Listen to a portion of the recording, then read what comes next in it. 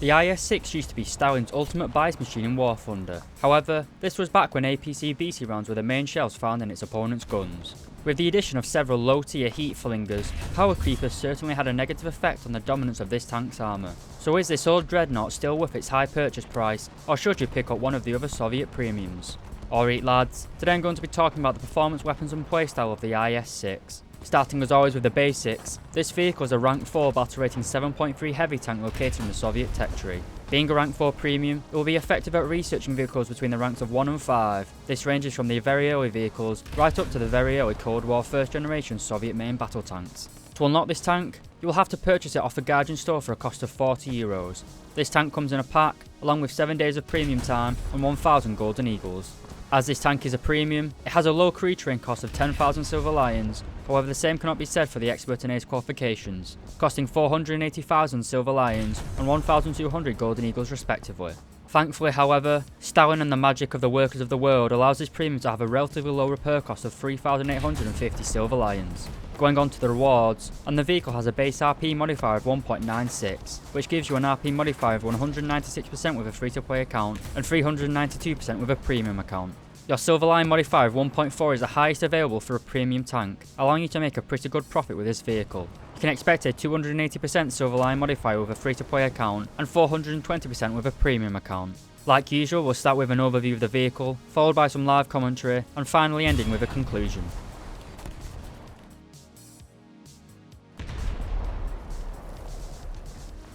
Starting with the engine and performance, and the IS-6 is powered by an engine producing 700 horsepower. This combined with the vehicle's weight of 51.1 tonnes gives it a power to weight ratio of 13.6 horsepower per tonne. This is pretty good for a heavy tank, with the best comparison being this fascist Tiger II which only has 11 horsepower per tonne. No match for Soviet engineering. Moving on to the transmission, and the tank has a great top speed of 44 km per hour, but the designers must not have heard of the not one step back order, as this heavy tank is also capable of a decent 17 km per hour in reverse. These good top speeds, combined with the decent engine power, gives you pretty good acceleration for a heavy tank, which in turn gives you a significant mobility advantage over contemporary heavy tanks. Being a World War II Soviet tank, you obviously do not have the ability to neutral steer. This means your slow speed manoeuvrability is pretty low. This makes brawling quite difficult, especially when facing medium tanks. Overall, the mobility of the IS-6 is surprisingly good for a heavy tank. I have frequently found myself overextending in games, mainly due to the tank's top speed. You really can rush B at the beginning of a game, giving your light and fast medium tanks valuable heavy support.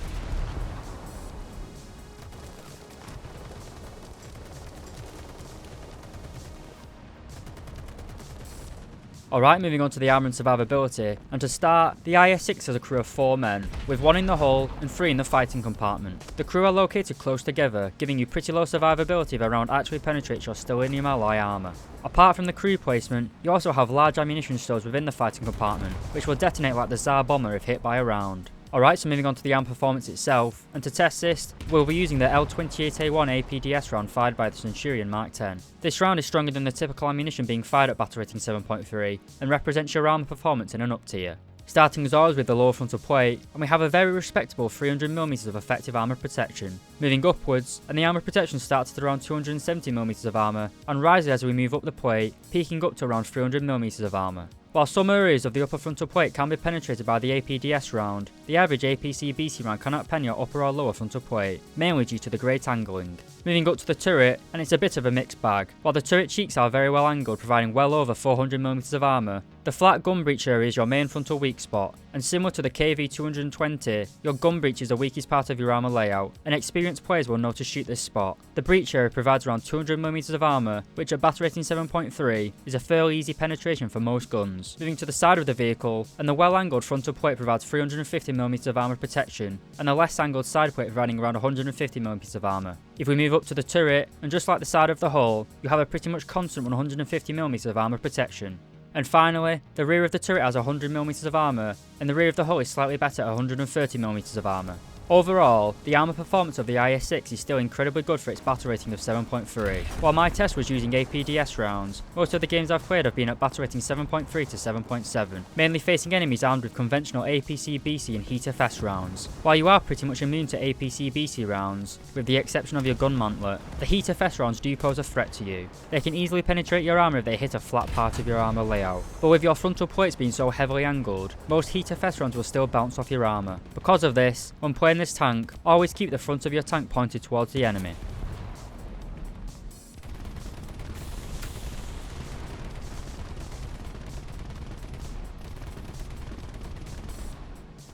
Alright, moving on to firepower, and it's a little bit disappointing. This is due to the IS-6 being armed with essentially the same 122mm gun as found on the earlier IS-2 tanks, along with the same ammunition. The gun is called the D-30T cannon, and following Soviet tradition, it has an appalling 3 degrees of gun depression. The tank can also carry 30 rounds in total, with no first stage ammunition, as all ammunition is equal, comrade. Speaking of which, if we take a look at the reloading skill under the loader section, we have a base reload speed of 20.5 seconds, and with an ace crew, that drops down to 16 seconds. Even with an ace crew, this fire rate is pretty bad. The majority of tanks at a similar battle rate and will reload faster than you, with only the American super heavies having a similar reload speed. Moving on to the targeting skill under the gunner section, and we can see that you have a base turret rotation speed of 10 degrees per second, which rises to 14 degrees per second with an ace crew. Again, just like the reload, this is pretty awful, and you will struggle turning the gun to deal with an enemy appearing on your flanks. Moving on to the ammunition, and your base shell is the BR-471 armor piercing high explosive round. This is an incredible early form of armor piercing shell, and has underwhelming penetration of both flat and angled armor, with 205mm and 78mm respectively. The round's muzzle velocity of 795 meters per second is also very low, making long range shots rather tricky. Your next stock shell is the OF-471. This is a high explosive round and is pretty much useless. Your long reload time makes changing rounds for light targets rather stupid, just use the APHE against everything. Regardless of redundancy, the round contains 3.6 kilograms of TNT and can penetrate 37mm of armor. Your last round is the BR-471B shell. This is essentially a clone of your stock shell, except with the addition of a ballistic cap, giving it slightly better armor penetration against angled targets. The tank also has a pintle-mounted 12.7mm machine gun fired by the commander, as well as a coaxially mounted rifle caliber machine gun. Overall, the main gun on the IS-6 is a big disappointment for me. It is incredibly underwhelming against other heavy tanks, lacking the raw penetration to take on tanks such as the Tiger II or M103 at anything other than point-blank range. The mobility and armor protection of this tank is very good, but the gun feels like it was taken off a medium tank. While perfectly capable of dealing with light tanks, when facing heavies and even some mediums, you really do have to aim for weak spots. Compared to the American T-29 Premium, with its APC-BC round capable of penetrating 250mm of armor and reloading a full 3 seconds faster than this tank, it really shows just how weak this cannon is in comparison to its contemporary heavy tanks.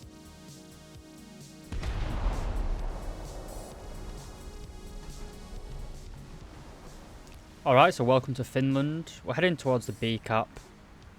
We've overextended a little bit. We've got all our friendlies are behind us, so hopefully we don't get ambushed, or they do usually go down that little side. Yeah, well, we just got shot.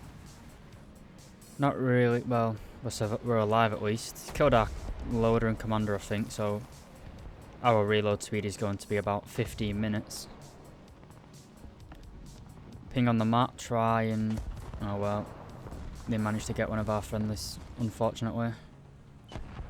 Hopefully our T-44 can get one. Yeah, I think, yeah, got an aim at. Oh, there's another, is that a French? Oh, that's quite a lucky pen then. First kill, not quite lucky to be honest, but... alright, we re-got one of our crew members, so our loader's back in action.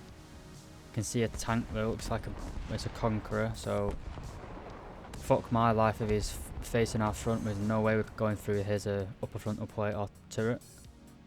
I got a AMX. Oh well, that's not AMX, it's a Lorraine. Oh well. I'm reversing the hell away from that.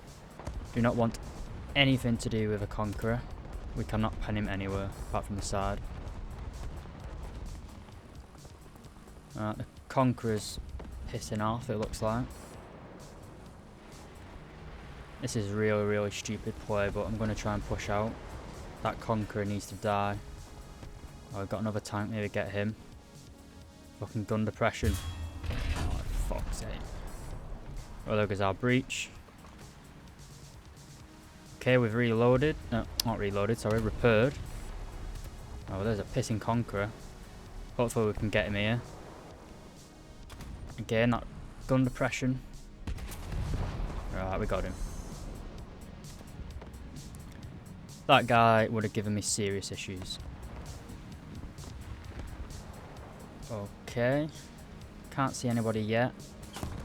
Oh, well, we're very lucky there. Our lower side plate is quite weak. Don't see what it is as of yet.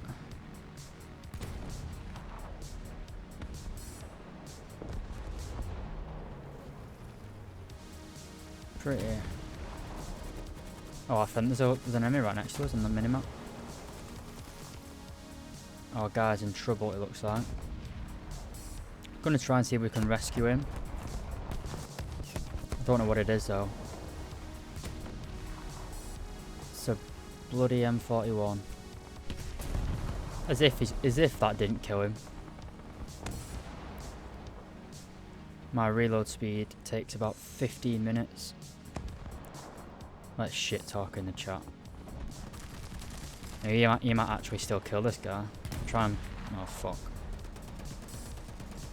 Try and block him, don't know if we can. Can't really push him. Kind of working.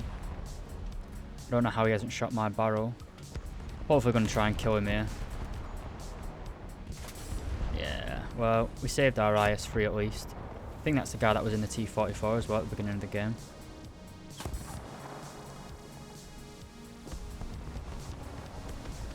Okay, IS-3 has been rehabilitated. And got, looks like a light tank of some sort. French maybe? MX-3090's got a heat round. Oh shit! Fuck me. Oh well. Thank you, Stellinium armor. Is he trying to shoot my IS-3? Oh, this guy's got buck fever. He's not going to push out, is he? Oh, this is my lucky day if he does. Oh, yes, please. Hello, it's me. Yeah. Well, pretty nice, that. Game's finished. We've got 6 kills, I think, something like that. Yeah, not too bad.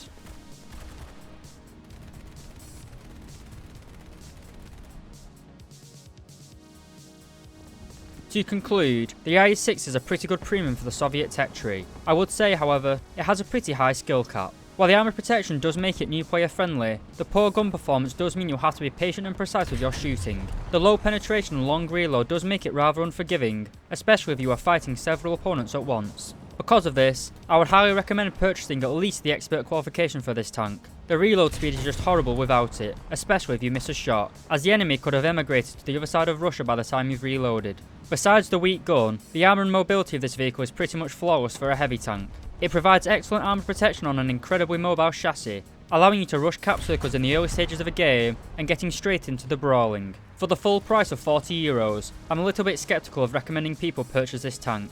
The IS-6 is a good premium, but it sits at a battle rating where the first generation of main battle tanks are emerging, and the traditional light, medium and heavy tank rows are on their way out. In an up tier, your armour advantage is rather redundant due to the high penetration ammunition, and the issues with your own cannon are even worse. The IS-6 has essentially the same problem as most other heavy tanks in War Thunder. When down and equal tiered, they are very good, but when up tiered, they basically get stomped. I did enjoy playing the IS-6, and I don't regret buying it. I've had this tank for a few years now, and it's still a decent grinder, but I am a little frustrated by its low fire rate. Tanks such as the Leopard 1 and Centurion Mark 10, with high pen, high fire rate guns, are much more powerful in the current meta of the game. At battle rating 7.3, the IS-6 does have some very powerful tanks to bring along as backups, some of which I would actually recommend buying over the IS-6, one of these being the T-34-100. It's at a lower battle rating of 6.7, but has an arguably better gun, with much better penetration and a 4-second better reload.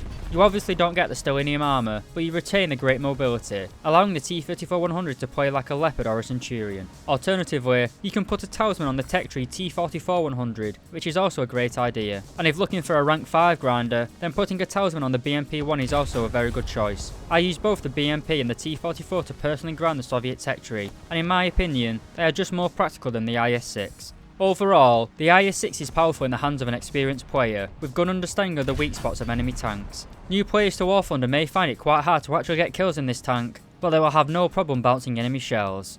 As always, this is just my opinion. What do you guys think of Stalin's 6th bias machine? If you have any questions, criticism, positive or negative, or would even like to request a review, then please feel free to comment below. I hope you guys enjoyed this video, and if I did my job correctly, hopefully you should have learned something new about this tank. If you do enjoy these sort of videos, please do consider leaving a like and subscribing, but more importantly lads, I hope you have a great day, and thank you very much for watching.